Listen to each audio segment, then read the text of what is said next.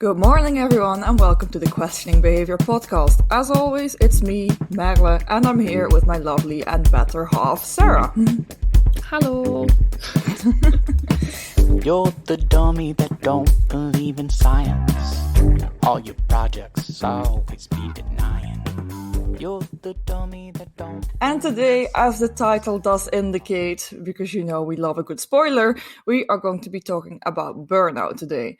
Now, don't worry, this is going to still be a scientific podcast episode. It's not just going to be us whining about how the PhD is very hard and that we're tired all the time, which is technically speaking not even the definition of a burnout. Now, I'm a stickler for definitions, but here, as always, with the true knowledge is Sarah. Sarah, what is a burnout? So the definition I have in front of me is that burnout is a state of emotional, mental, and often physical exhaustion brought on by prolonged or repeated stress, which, that sounds quite autobiographical to me right now. We said we wouldn't. We said we wouldn't. I know. Time and place for us to talk about, how stressful our lives are. But it's a word that I think, and something that has been brought up a lot recently. I think especially with, I'm going to date the episode now by saying we are still in the midst of a global pandemic, and people still continue to work through the pandemic, but without the same social support networks that they might normally have access to if they can't not work from home right now. And particularly within, key workers themselves, overworked and underappreciated and experiencing high levels of burnout, which is obviously a problem, right? Obviously, they might be underappreciated, but they are saving your damn life. So if they stop working because they're laying the very foundation for getting burned out, or they are burned out because this is not a one-day process, then you will notice, and you as a non-key worker will suffer. So I think this is a very interesting topic. I think it's a very important topic. From what I've gathered throughout the literature, now I'm very far removed from an expert, but I think everyone knows the phenomena burnout. I think within the clinical or health psychology type literature, I think there's loads of therapies against burnout or to help you overcome it. But I think the understanding of how burnout actually manifests and what you can do directly to actually make sure that people do not burn out, I don't think is understood as well. So we are very lucky because we are going to talk to an expert today. So even if that literature does exist and we're just not aware of it, we're going to get educated. And as always, we hope you will enjoy getting educated with us. So let's talk to our expert.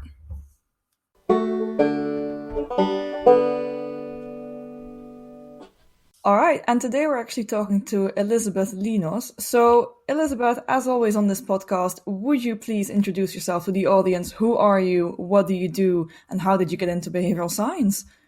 Sure. Well, thank you for having me. As you said, I'm Elizabeth Linos. I'm currently an assistant professor at UC Berkeley at the Goldman School. And I think of my research at the intersection of public management and behavioral science. So I think a lot about how we can use tools of behavioral science to improve government service delivery. And in particular, I care about government workers. So I think a lot about how to recruit, retain, and support civil servants, as well as how we can improve the interaction between residents and their government. So I think a lot about administrative burdens and how we can reduce them to improve people's experience when they interact with government. How did I get into behavioral science? It's a good question. So my background, I guess my first kind of foray into the general field was actually not in the behavioral science side, but on evaluations. So I started my career working for the Poverty Action Lab and doing kind of rigorous randomized control trials in development. Where I fell in love with the approach. I became a randomista, as we like to call ourselves at the time. Very nice. And then I was lucky enough to work for government for some time in Greece, where I'm from. And it just so happened that at the time we were going through a major Greek financial crisis, global financial crisis. Yeah. You may have heard of it. And so, a lot of a lot of what attracted me to behavioral science came from previous experiences. So I knew a lot about evaluation of social programs and why that was important. But I also had experienced what it's like to be in government and really struggle to do reform, to improve government services in a really tight financial situation. And so when you read a book like Nudge, or you start, learning about behavioral science, and the promise at the time, and this is, a decade ago, the promise at the time was you can improve government and you can improve government service delivery at a disproportionately low cost. Yeah. I mean, that was wondrous at the time. It was magical. So I was in grad school at the time. I was teaching behavioral science. I was doing research in the U.S. With government partners, and I was lucky enough to be introduced to David Halpern at BIT in London. And then I went and worked there for a little bit, and then continued to work with BIT in the U.S. So really, kind of my love for behavioral science grew out of my commitment to thinking about how we can improve government using evidence-based tools. And behavioral science is one of those tools, and it's a powerful one, as you know. Fascinating. Amazing. Such a rich history of how you found yourself to where you are now. It's super interesting to hear.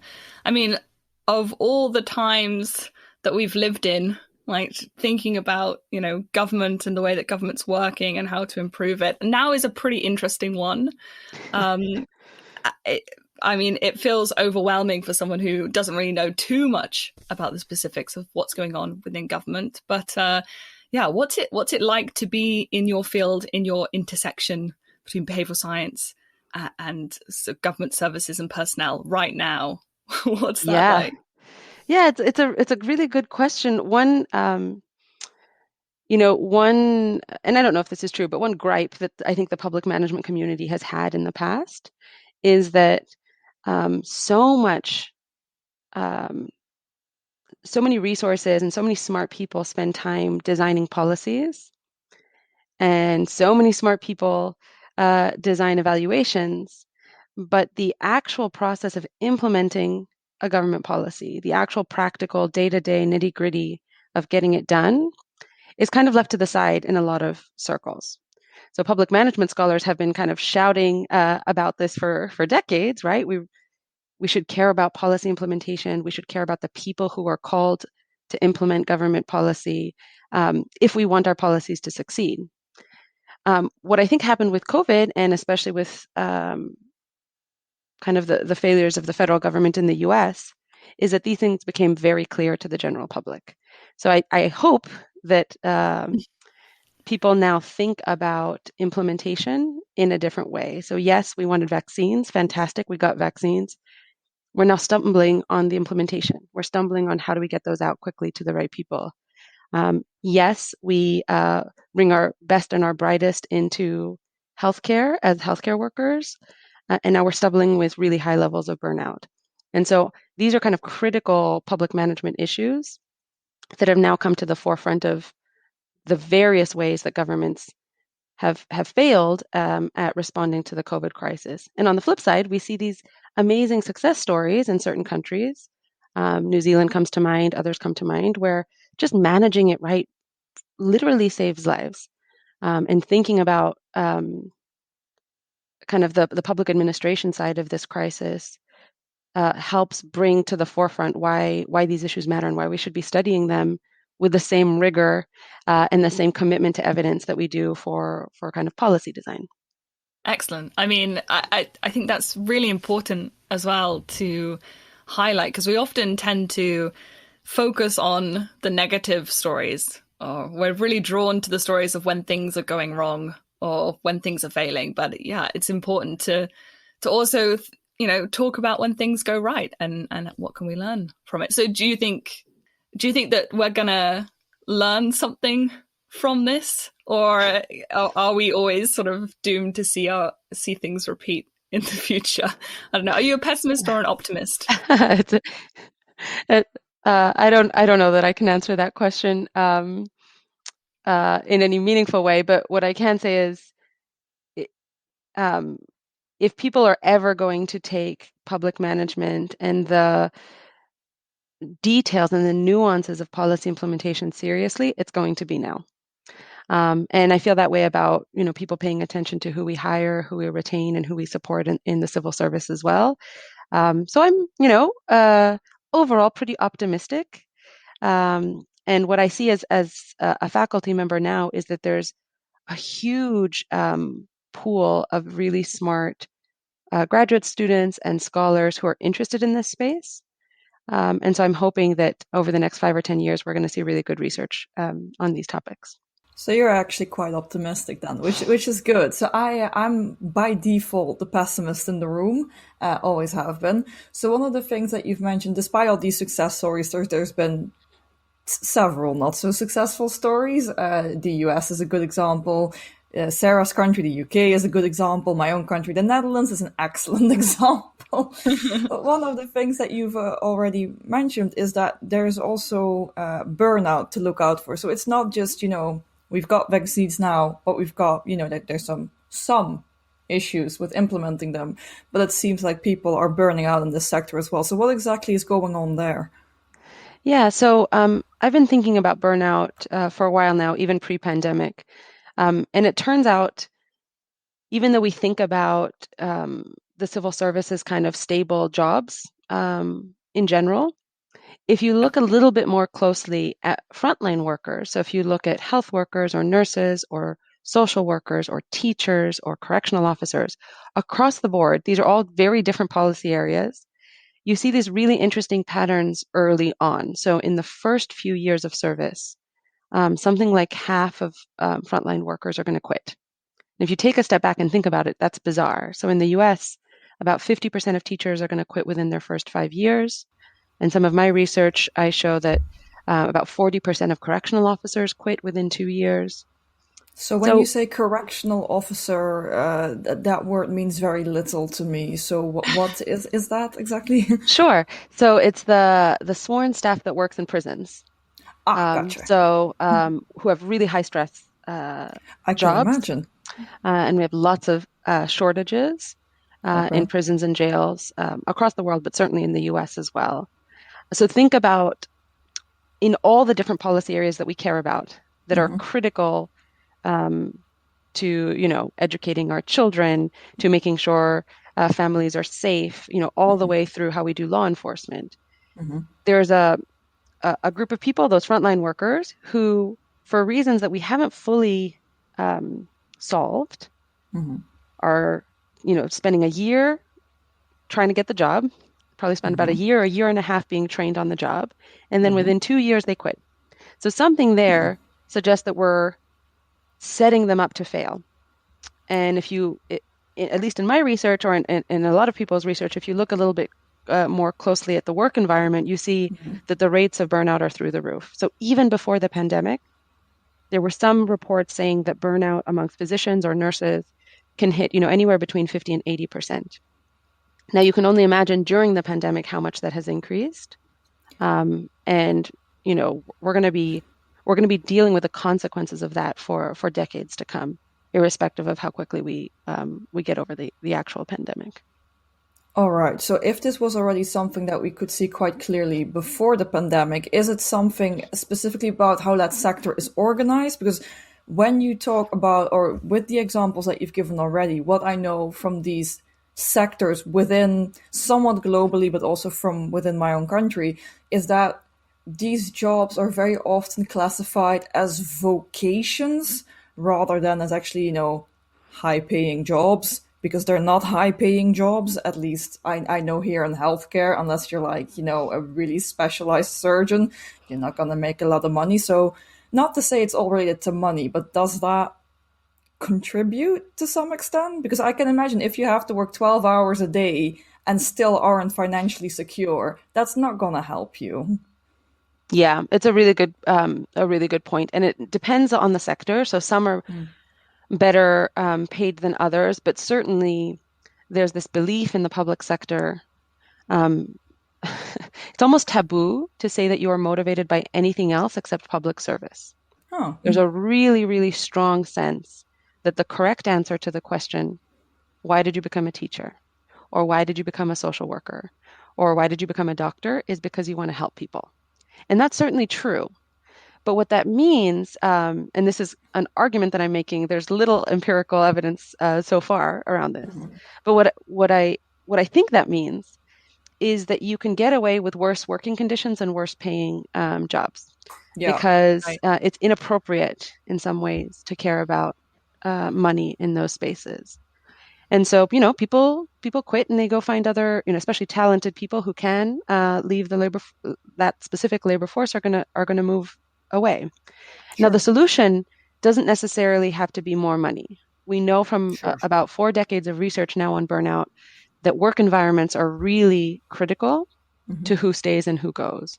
And what I mean by that is, even if the job demands are really high and you have high caseloads and you have emotionally draining interactions with the people that you're serving, what actually predicts whether or not you quit and how burnt out you get is more about the job resources that are available to you. So having social support at work, having a best friend at work, feeling like you have opportunities to develop professionally, feeling like your boss is going to support you, all of those factors that are more in the control of a given government agency or government department are super predictive of who quits and who burns out. And so a lot of my research, and behavioral science has a lot to say about this, is how do we fix those work environments so that even though the job is hard and the pay is not great, and you're undervalued by society in most cases, you still can cope with the challenges and the trauma of the work that you're conducting every day. That's super interesting. I mean, would you say that part of the problem is that there are already not enough people in these jobs, that the people that are working in them are overstretched and overburdened, and it's sort of almost like self-perpetuating, that there's not enough people and more people are quitting, so it feels like we're going to reach some sort of, I don't know, negative point where there's just no one in these jobs anymore. Like, is that part of the struggle? Yes, and I know before I said I was an optimist, but now everything I'm telling you is all very, very sad. But you're absolutely right. Win the pessimism. Yeah. I'm sorry. You're absolutely right, and we're seeing that pretty dramatically. So think about the types of public services that require someone to be kind of manning the floor 24 hours a day. So if you think about emergency dispatchers or correctional officers, prison guards, there's a bunch of professions where we need someone to be there no matter what. Now, what happens when your workforce is already burnt out is that sick leave and absenteeism also goes up. And so people who have just completed an 8-hour shift find out in that 8th hour that the next person isn't showing up, and then they have mandatory overtime for another 8 hours. Which, of course, as you can expect, leads to them getting sick and feeling burnt out, and this vicious cycle of people being fatigued, exhausted, and then quitting. And those I didn't staff realize that overtime could just double your actual work shift. Yeah, mandatory overtime is, I'm talking about a US context, but it's true, I think, in other contexts as well. Mandatory overtime in some of these professions is really high, which means it's not a choice that you make. You just have to stay. The word mandatory did imply that, yeah. Yeah. Yes, that's right. But then to Sarah's point, there's the turnover part of that also exacerbates the problem. So, I work with some agencies in the US where, they have 1,000 vacancies, and they just can't fill them because the job is hard and nobody wants to do it. Certainly there's staff shortages in so many critical areas, like education and social welfare and law enforcement. And of course, it's not equally or equitably distributed. The schools, for example, that are most under-resourced are also going to face the largest number of staff shortages. So it's a perpetual cycle, and a perpetual cycle of kind of enforcing existing inequities. and who gets access to good services. So, given that we're on an essentially downward spiral that doesn't seem to have a specific stopping point or cutoff point, any tips? Any solutions? A positive note? Yes. So I don't want to be. I don't want to leave you with a message of we're all going down the drain anyway. There's a lot of people working hard to fix all of this, right? And the solutions can come in different forms. So from my perspective, as a behavioral scientist who mainly does kind of lower cost interventions, I think of the kind of talent pipeline as a series of potential areas for intervention at various pain points. So we need to think about how we get more people to apply for these jobs. We need to think about how we get them to get through the recruitment process and the selection process. We need them to do well when they arrive, and we need them to stay. So each of those are potential pain points where a behavioral science intervention can be quite effective. On the recruitment side, some of my work has focused on how do we encourage more and different people to apply for government jobs. And very much in line with something you said earlier, I try to think about the impact of moving beyond just public service motivation in framing these jobs. So what are the other both intrinsic and extrinsic motivations that encourage someone to take these jobs that isn't just come serve your community? And we've seen some successes. So in some policing work that I had done in the past with the Behavioral Insights team, we show that if you reframe the job of the police officer as a challenge or something that's kind of difficult, not just serving your community, you can triple the likelihood that people will apply, and you can quadruple it for people of color. So you can have kind of significant benefits to just rethinking how you do your job ads and how you think about recruitment and selection. But I think what's most important at this point is thinking about retention. So thinking about strategies that you can do within the work environment when people have already been hired so that they don't leave early. Some turnover is good, of course, but so that they don't leave before they can get good at their jobs. And so some of the work that I've been doing there focuses on creating or strengthening people's sense of social support at work. We've done some work with 9 mid-sized cities across the U.S. With 911 dispatchers. So we're focusing, they're the people who pick up the phone when you call the police in the U.S. They face incredible levels of trauma and are highly undervalued. They're not even considered emergency responders in the U.S., which means they don't get a lot of benefits. But then what are they? They're considered call center workers. That's a very, very interesting way of framing that. That's Call centers with added trauma. With so much trauma. The haunted horror version of a call center. Yeah. Yeah, it's super problematic. And so the dispatchers who work in these dispatch centers, if there's like a major event in a city, right? There's like I don't know, God forbid, a shooting or a major catastrophe. I thought you meant like a parade or something, like gay pride, like a major event. I was like waving a rainbow flag. You're talking about shootings. Okay, slightly a major tone. Traumatic event. Thanks for clarifying that.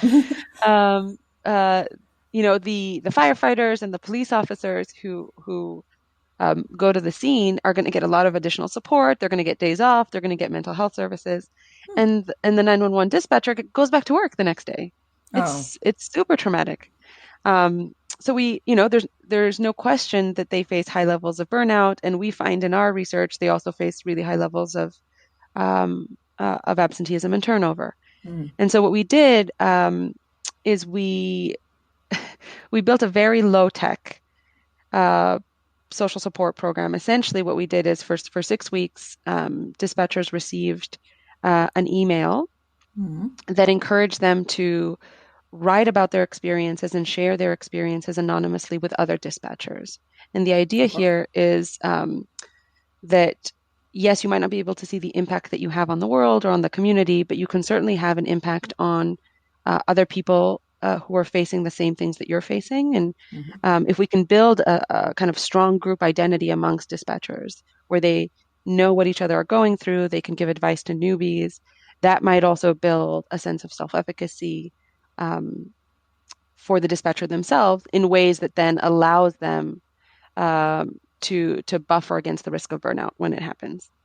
And we find that, it's a 6-week intervention. It's just email, so it's essentially no cost. We find 4 months post-intervention, a significant reduction in burnout. Great. And a significant reduction in resignations. So we cut resignations by about half in the post-intervention period.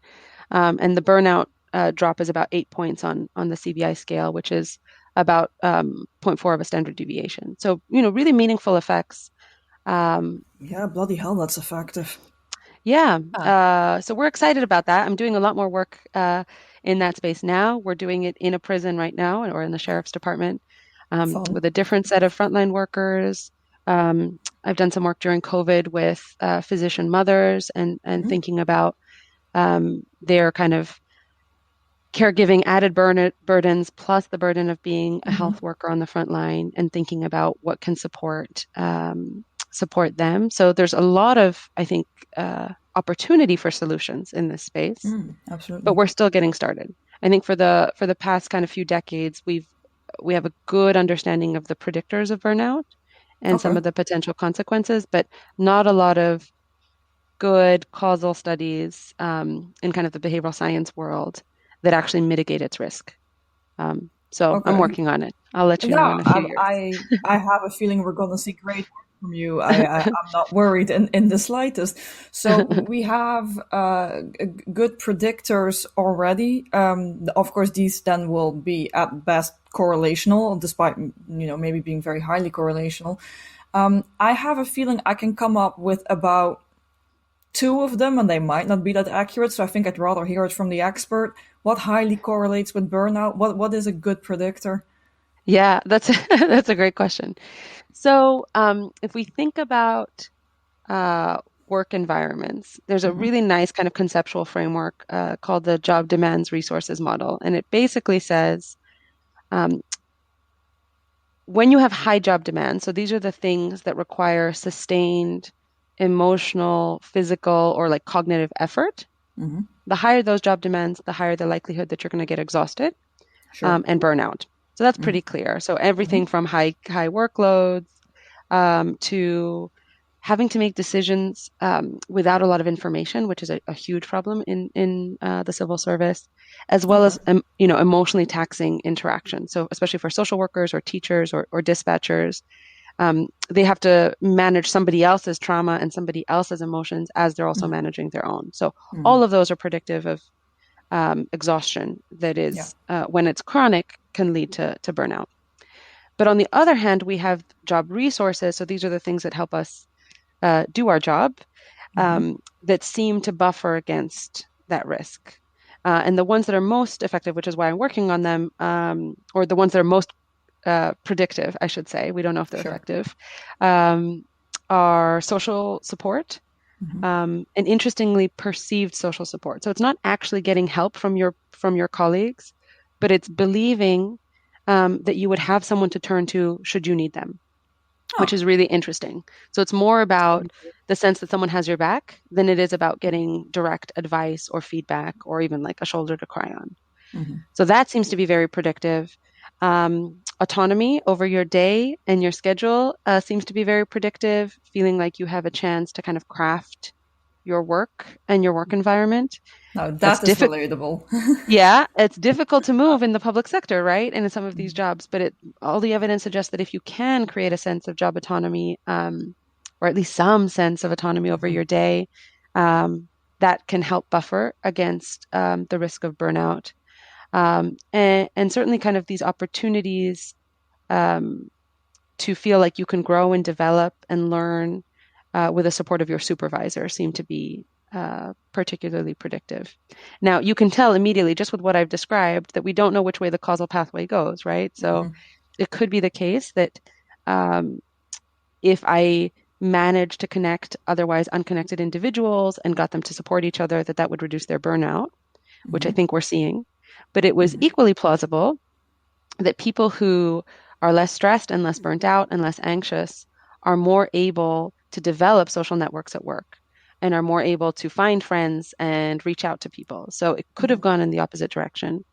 We're still figuring that out. I think the only way to figure this out is with more causal or experimental studies. But the relationship is very clear, at least in the research that we do have. All right. And who's not to say it's not both things at the same time?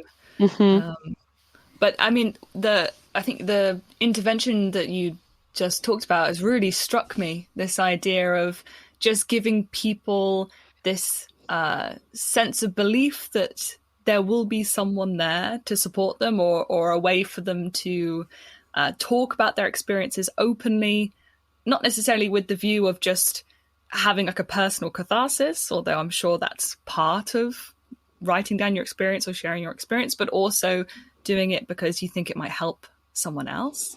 Like, that's really, really interesting. Is that what's going on there? Do we know why it's working? Well, we're still trying to figure that out, but I can tell you a few things that we know. So one is, we think the pathway has to do with you feeling like you can meet future adversity. So if burnout is characterized by kind of three main dimensions. One is just exhaustion, emotional exhaustion. The second is feeling mental distance from the people that you're serving, so depersonalizing the people that you're serving. And the third is lack of personal accomplishment. So you're feeling that, like, I just can't get it done. I can't accomplish the things that I want to accomplish at work. But the latter is a perception, not necessarily grounded in actual reality. Right. Well, all three are perceptions in some sense, right? Like your belief of how distant you are from your clients or the people you're serving is the same. But yes, it's not based on your skills. It's not based on some external evaluation of your competency. It's more about your sense of self-efficacy. Okay. What we're finding is that the type of intervention that I described significantly increases your sense of personal accomplishment and self-efficacy. So me giving you advice or giving you a sense of, like, this is what the job is like and this is how we support each other at work, increases your sense that you can meet obstacles when they happen in the future. And part of that, there's actually a huge literature in educational psychology that's related to this, about how we interpret adversity, and whether or not we interpret adversity as like an example or a reflection of who we are as people, right? Or if we just think of it as like a difficult test. And there's a lot of, you'll know some of this research in values affirmation or in stereotype threat that suggests that if you can get people to think of the test as just a hard thing, that's a hard thing for everyone, and not a reflection of their innate value, they do better. Yep. And so we're taking these concepts that we've seen in educational psychology around belonging and affirming belonging and bringing them to the workplace into a very different kind of context and seeing similar results. Now, we're just getting to a point where we can start talking about mechanisms. So this is very early on, but I think that's the causal pathway that we're going to get to. Okay, cool. So I'm a sucker for perceptions, and perceptions backfiring. I don't know why. Maybe it's just the innate, really pessimistic person that is, within me. I don't know. But what do you think? Because I'm not entirely sure there is work on this yet. But what is going to happen if you've been told from day one, you're starting on the job, you're a bit of a rookie. To some extent, I'm assuming that the rookies get worked in a bit so they don't get thrown the most difficult cases from the get-go. That is an assumption, I'll be honest.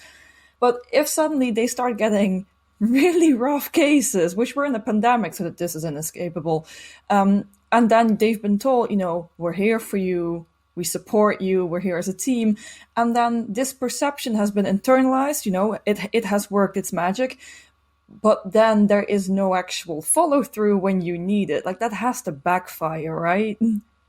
Or is that just me being negative? No, it's such a good question, and I don't know the answer. So, yes. So there's one potential hypothesis that says, let's imagine I magically convince you that you're going to be supported, that someone's going to have your back, that your supervisor is going to pay attention and empathize, all these things that we think are predictive. And then, the bad thing hits the fan, whatever the expression is Nicely that you would put. like to use, and no one's there, and you're hung out to dry. Yeah. Does that backfire more than thinking that you need to get at this by yourself? I don't know what the right answer to that question is, but a lot of it is so path dependent that like maybe if you feel like someone's going to have your back or that you have other people's back, you've already built the social capital to be able to deal with that adversity when it happens so that you don't see kind of the perception backfiring, but it's certainly a possibility. There's a related thing that I'm worried about, which is, let's imagine you've set expectations for rookies that they're going to change the world. Oh Right? You God, no, become a yeah, teacher yeah, because yeah. you're gonna save the children, and then you I'm don't save thinking the of children. first year PhD students. They're Yeah. all gonna be like, I'm going to Oh publish God, in yeah. Nature. I'm going to change the paradigm. Yeah. Nobel Prize, here Exactly. I come. Exactly. And we've set those expectations to recruit people, right? Yeah. We set those expectations to be like, in academia, it's, you're going to be the pursuer of truth. God knows what else.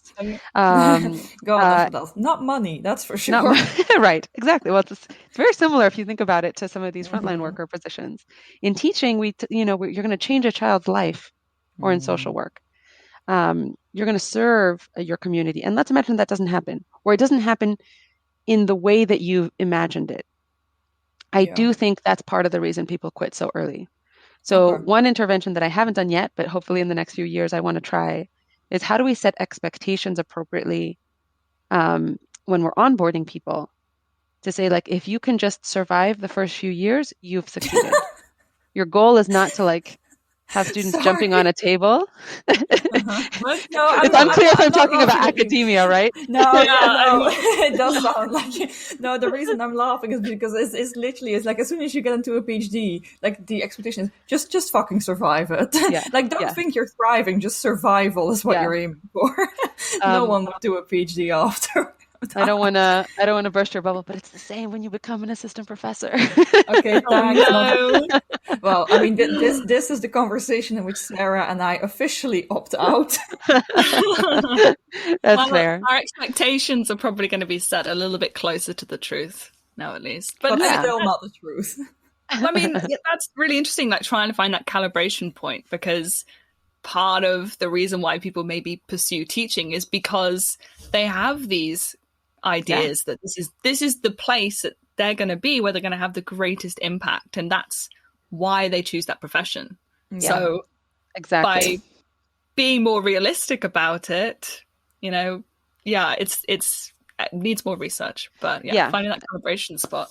And if you think about it as a pipeline, then we have to be very careful, especially in how we think about framing these jobs or building perceptions that are consistent between how we recruit and how we retain. Right? So it doesn't work if you recruit and you triple your applicants or your candidates based on a message that says you're gonna be the most impactful version of yourself, and then you show up on the first day of the job, and then in order to retain you, someone says, "Actually, just kidding. Incremental change is the most that you can hope for." So really thinking about this as a broader process, where we can intervene at each of these pain points in a consistent way, hasn't really happened yet, at least not in the behavioral science world. But I think it's the right way of thinking about these challenges. Yeah, but to me, this seems to be a bit. I don't want to say counterintuitive, because it seems rather intuitive that obviously if your expectations are sky high and your job meets none of them, that this is going to have an impact. But the same thing is, like, you do want to make people enthusiastic for the job, because if you start marketing the job a bit too realistically, I have a feeling you're not going to have that many applicants. Which is the same, from the opposite perspective. If you, as someone seeking out a job, write out your CV in a very honest, not super markety type way, you're a lot less likely to be invited for job interviews that you might actually be quite suited for. So everyone markets themselves up, at least, their CVs sometimes read more like Nobel Peace Prize speeches than actual CVs, if you ask me.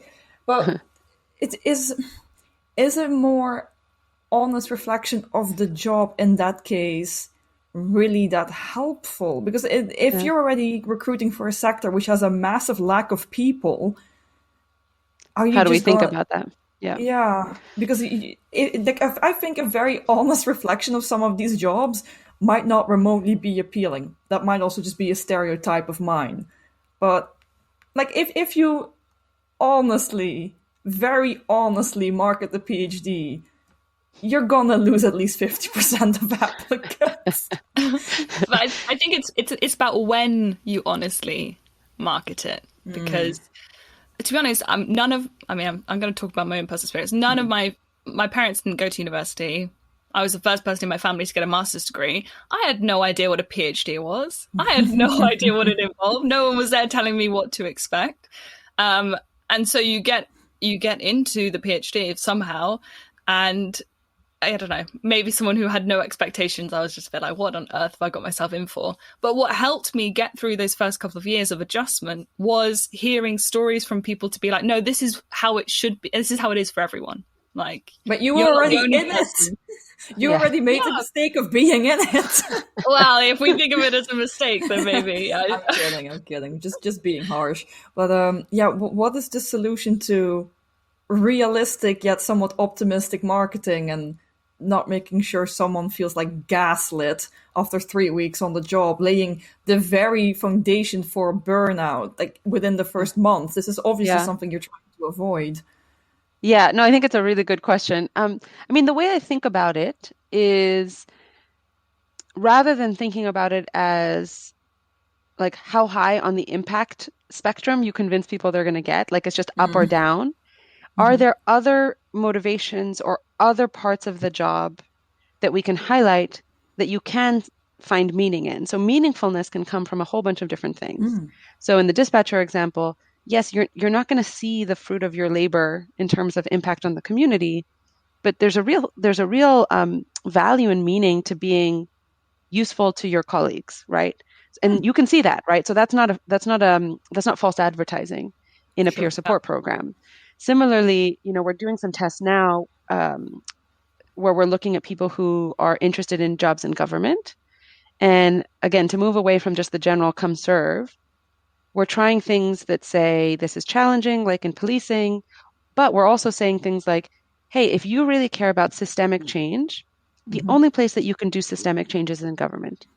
So if you want to fiddle around the margins, go wherever you want. But if you really care about systems, government is where you need to be. We'll see now how that works. But like all of these, they're different types of motivations that could still be true, but are not about promising that you're going to change the world within a few years. Another one which we're finding to be particularly successful is again around the social component. So saying, if you want to be part of a community of people who think like you and care about the same things that you care about, join a network of government fellows or other people who are interested in kind of the same progressive goals that you are. So imagine, and I don't know if this is a great idea. In fact, it sounds like a terrible idea.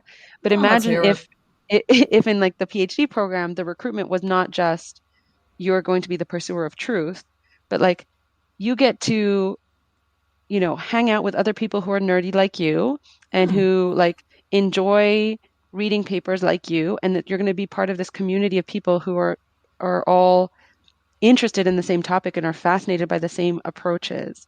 That's true. That's true even in your first few years. Well, right. Depends on the grad program. It depends on the program.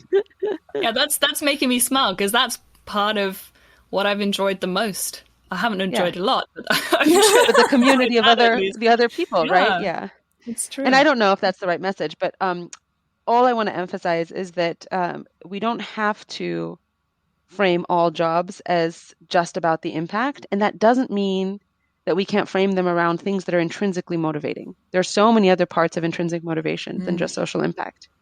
Now, if you think about the converse, so if you think about Google and Facebook and the tech firms, they had a reputation for hiring engineers, right? That it was hard to get into and it was competitive. And if you were a smart engineer, you go to work for those firms. Sure. So for their marketing, it's perfectly appropriate for them to say, come change the world. Because for those jobs, the additional motivator is you're going to make a difference. You're going to change the world. You're But going not to for the help better. people. I mean, that's a big question. But that's a very attractive proposition if you've already established, like the world has established that you're going to get paid well and it's going to be hard and, engineers are going to be there. So part of how we think about recruitment has to be in the context of what people already imagine the job to be about, and thinking about how we Sure. can like build different motivations compared to what's already in the ether about those jobs. So I'm quite curious. So you mentioned that if you framed a job within the public sector as being challenging, that you actually get more applicants and that retention is better and burnout is less. But is that and you also mentioned this was even higher for people of color, which I find quite interesting. But why? Why is that? Is there just this idea like you want to be challenged? That's a great motivator. I think some people are actively looking for a challenge, but then they end up in the job and they're like, oh damn, this is actually challenging. Maybe not necessarily for the reasons that they thought, but there will be challenges, and as such they are better prepared despite it not necessarily being the challenges they were looking for. I am just guessing here by this stage. So I should clarify. So the studies that we've done on recruitment, where we're measuring the impact of kind of framing this as a challenge, stop at the point where you're getting the job. So we don't have good studies yet that follow the full pipeline of people from recruitment all the way through whether or not they quit. Okay. But why challenge works? So yes, part of it is people in many professions take on jobs because it's hard. So if you think about what Teach for America did to education in the US, or Teach for All in the UK, Teach First, excuse me, is I think the UK version. What it did is it reframed being a teacher as something that the really smart kids did, because it was highly competitive and difficult to do. And they framed working in an urban, under-resourced school as the kind of challenge that you take on because you're the kind of person who can handle challenging environments. And it was a very powerful recruitment tool, right? So the Army does the same thing, right? Like, how do you convince people to join the Marines? By framing it as something that only the select few that are good at handling challenges can handle. So there's many reasons why I think a challenge frame might be effective. In policing, and especially for women and people of color, where we see the larger impacts, it might also have kind of a deeper foundation or context that appreciates that policing is a mess, right? And it's a mess in particular for women and people of color. And so saying, like this is bad, like this is a difficult work environment. Can you handle it? Might be an approach for something that we're trying to capture now in more explicit ways, which is like, come change the system from within.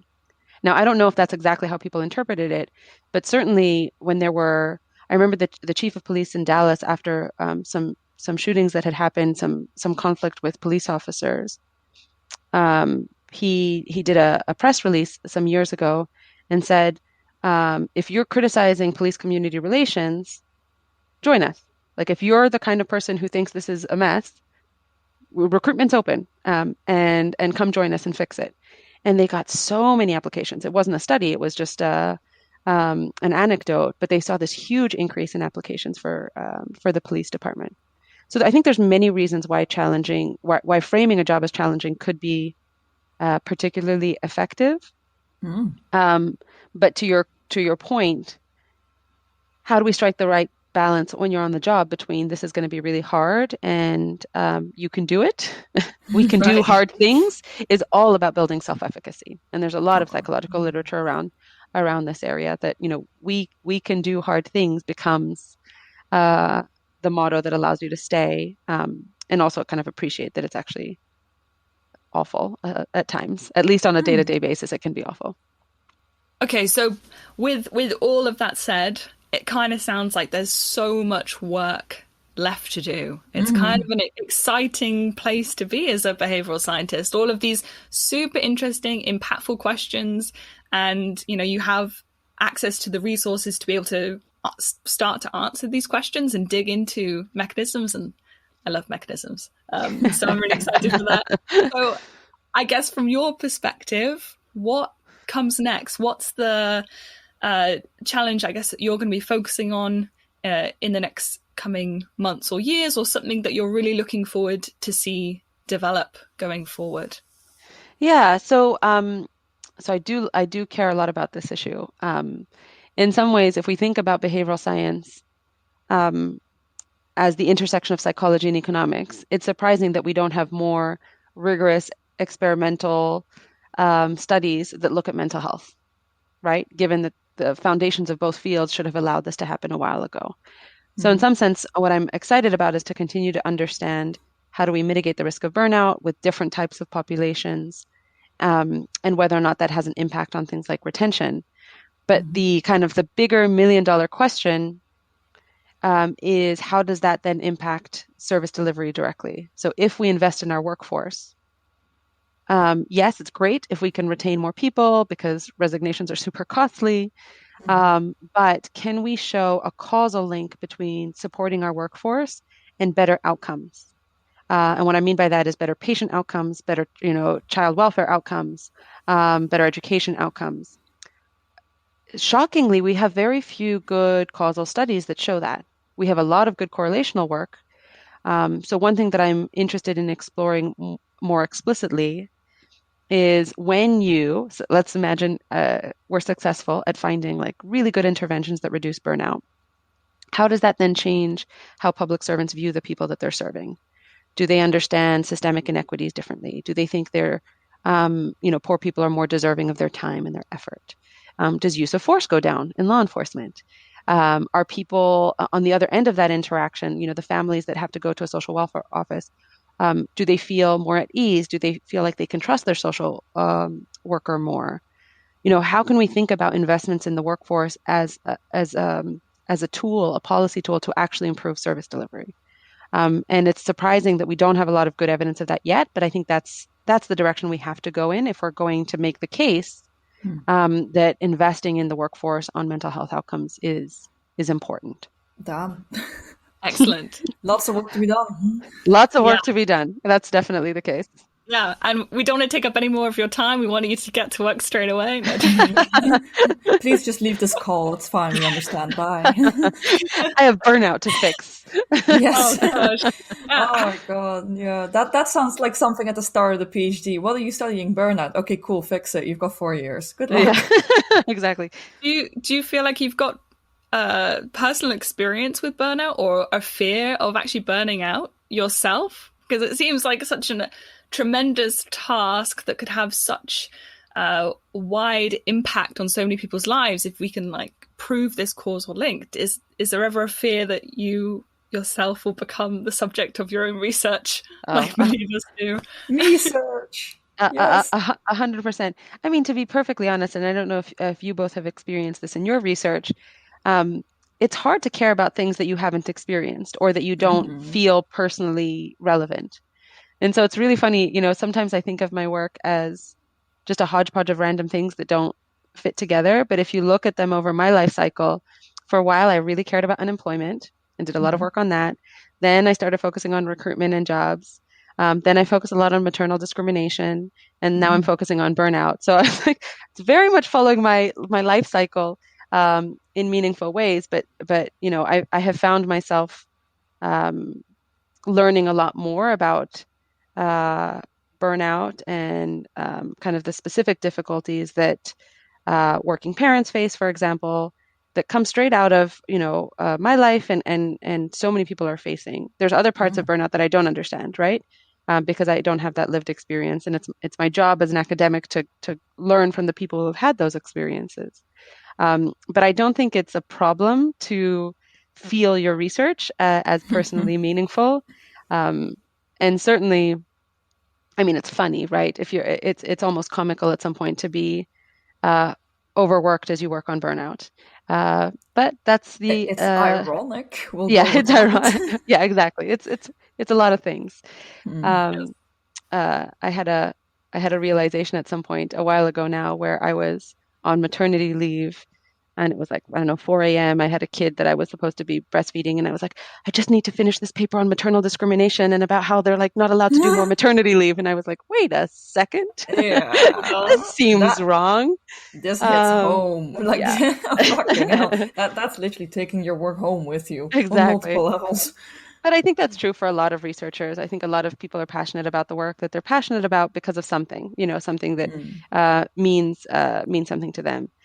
Certainly, my research on burnout has made me more aware of how I can support my team, and how I can recognize the symptoms of burnout early on. But I imagine kind of if my work continues in this space, it hopefully will kind of have an impact beyond just the people who look like me. So like other white ladies in academia. I'm hoping it will have a broader a broader interest or a broader use beyond me and other people who look like me. Fair enough. So we've discussed a lot of great work already. We've established there's much more great work to be done. So for our listeners, where can they keep up with you and your work? Where can they find you in the online space? And, to say it in a more contemporary language, what would you like to plug? I don't have a SoundCloud to plug, unfortunately. So I know I failed. Wow. So two things. One is we've recently started a lab at Berkeley. It's called the People Lab, that I founded and now co-direct with a political scientist who's excellent called Amy Lerman. So we're doing a lot of work related to these topics, about how do we transform the public sector by focusing on the people in government and the communities that they serve. So peoplelab.berkeley.edu is the website. It's going to be great in a few months, but certainly if people want to reach out to me, I'm on Twitter, and I have my email is easily accessible on the Berkeley website. So I'm always excited to hear from people who are interested in this space. All right. And of course, as always, all the stuff will be linked in the description box below, so people will be able to find you quite easily. Elizabeth, thank you so much for making the time. I think I've learned a lot. I have to admit, I know very little about the public sector because that's not my domain.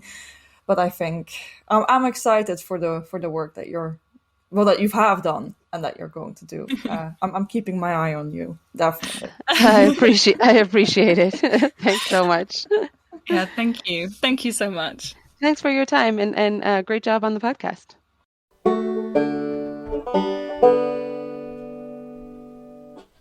So that was us talking to Elizabeth. Again, Elizabeth, thank you so much for making the time. We thought it was a great discussion. As I expected, we did learn a lot more about the correlational, but also potentially causal relationships that, that many factors can have with burnout. At least I was surprised by quite a few. I had absolutely no clue the perception of support would be enough to lay off a burnout. Very surprising. Did you also think that was surprising, or did you pick out another key fact, Sarah?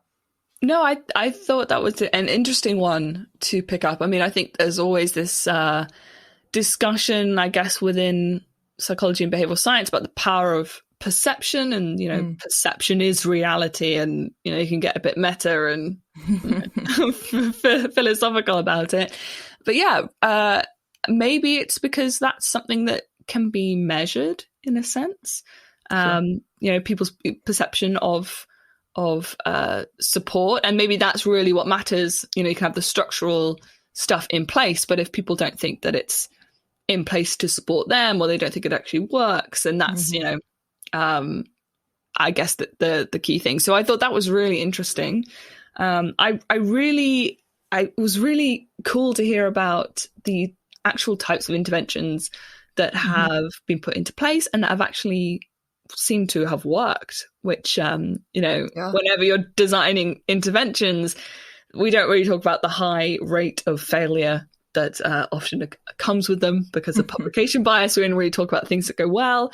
So it was really, really nice to hear a really smart, small intervention. So this is, about providing workers with the opportunity to share their experiences. I think was it 911 call responders, and even just being given the opportunity to write down, something that has happened to them on the job that has affected them, seems to have had a very significant effect on people's perceptions of work and also their physical and mental health. I thought that was absolutely fascinating. Yeah, I thought that was great. I also thought that was really interesting, although to some extent it does really shape expectations, that the tagline of like, this job is going to be a challenge, essentially, not only, I mean, we don't know much about this intervention with regards to the longer term, because those results weren't available. But I thought it was interesting that it actually increased people applying to these types of jobs. I thought it was interesting. Maybe it has something to do with like intrinsic versus extrinsic motivation, which is perfectly acceptable as a reasoning. Very easy to explain if that were the case. Right. Yeah. Neat model. Yeah. No, I remember seeing adverts for the armed forces in the UK, and it's very much framed like, you could be out there solving problems. Every day is different. It's like living in a video game almost, but for the roles, none of these things are appealing to me. None. Well, yeah, like even for roles like as an engineer or like a cook, roles that you don't really associate necessarily with being in the armed forces, but they sort of gamified them in a sense, or saying, everything you can do or every role within the armed forces is a challenge. So, are you up to it? Yeah, it's a call to action, really. Are you up for it? Are you up to scratch? No. Are you Timmy? Yeah. No, for the armed forces, like I'm a terrible engineer. I also can't cook. And let's be honest, like everything you associate the army with is everything you do not associate me with. So no. Well, I don't know. Maybe they could use a bit of behavioral science in the army. I'm sure, right? There are humans involved. Yeah, for sure. I'm not sure how much money is, well, a lot of money is involved, especially in America, but yeah. It's slightly different approach to military defense, I think, in the States. But yeah, no, I think we hit some very interesting topics with regards to burnout. I think the one to end on is the fact that there's still so much research to be done. I mean, Elizabeth has mentioned that they know where the correlations are based at. They're just still not entirely sure what directions the effect move into, and whether they are more mediated than initially has shown. And now I guess we're going to look at some causal stuff. Guys, as always, if you have something you would like to share about this episode, please, reach out to us on our social media. And otherwise, we hope this episode was educational, entertaining, thought-provoking, or all of the above to you. And as always, we hope to see you next week. And have a good week. Bye. You're the dummy that don't believe in science. All your projects always be denying. You're the one I love. You're the one I wanna give to.